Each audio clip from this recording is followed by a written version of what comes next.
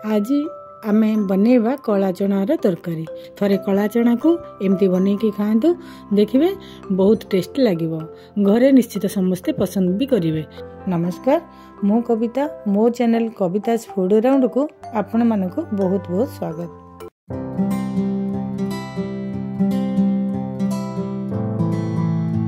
आलू चना मसला बनेबा पाई मुठी गोटे कप कला चना नहीं। चना को भल भाव धोई 8 ରୁ 10 घंटा भिजई देछि। एबे याकू कुकर रे दे सेथरे पानी देबा, सेथरे लूण दे कवर बंद करी हाई फ्लेम रे गोटे सीटी आसीबा को देबा।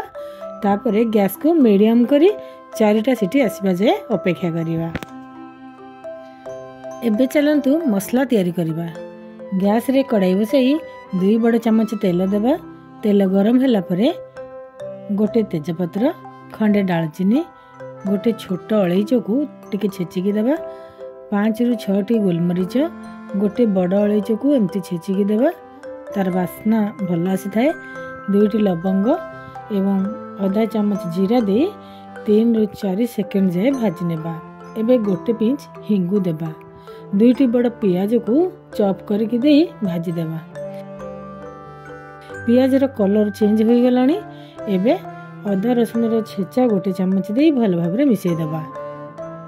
मु एठी 4 ରୁ 5 पीस रसुन और गोटे इंच रो अदा को छेचिकी नेची। आपण चाहिले अदा रसुन रो पेस्ट दे परिबे। अल्प टिके पानी दे अदा रसुन रो कंचा स्मेल जीवा जाए कसी देबा। एबे गैस रो फ्लेम लो करी सबु मसला दे देबा।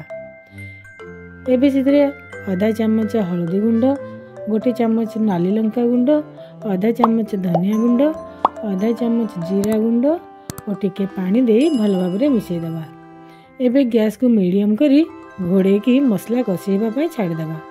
मसला कसी हो सारला परे एबे सेथिरे 2टा टमाटो को ग्रेट करके देबा। पानी टिके दे भल भाबरे मिसई देबा। एबे सेथिरे स्वाद अनुसार लूण देबा। चना सिझेला बेले लूण देथिले देखिकी लूण देबा।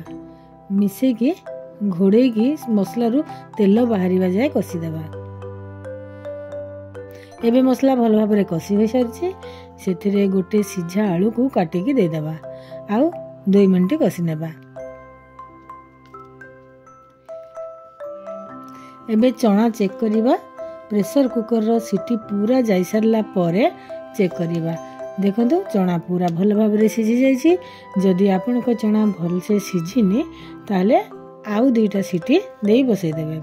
आलू मसला रे कसी हेले आलू बहुत टेस्टी लागि थाए। एबे सबु सिझा चना को देई भल भाबरे मिक्स कर देबा। मु एठी एतिकी चना को रखिछि। ए चना को परे यूज करिबा। जेतिकी ग्रेवी दरकार सही अनुसार हमें पानी देबा। पानी को गरम करके देबा। ठंडा पानी जम्मा भी देबेनी। ठंडा पानी देले टेस्ट खराब हो जिवो। एबे जो सिझा चना को रखिथिले से चना को दरदरा करी ग्राइंडिंग करी आनी छी। एबे ताकू एथरे दे देबा आ भले भाबरे मिक्स कर देबा।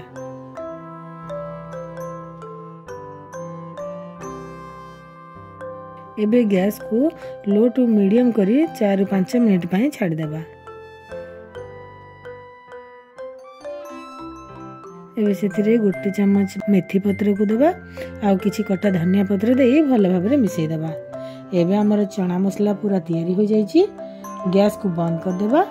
आउ एबे गरम गरम पूरी पराठा सहित सर्व करिबा। रेसिपी केमिति लागिला कमेंट सेक्शन रे निश्चित भाबरे जणाइबे। जदि वीडियोटी भल लागिला लाइक शेयर करिवे एवं मो चैनल रे नुआ थिले सब्सक्राइब करिबा पई सब्सक्राइब बटन को क्लिक करी ऑल नोटिफिकेशन को ऑन कर देबे। जहा फल रे मोर सब नुआ वीडियो रो नोटिफिकेशन सर्वप्रथमे आपन के पाखरे पहुंची जिवो। पुणी देखा हबो आउ गोटे नुआ रेसिपी सहित।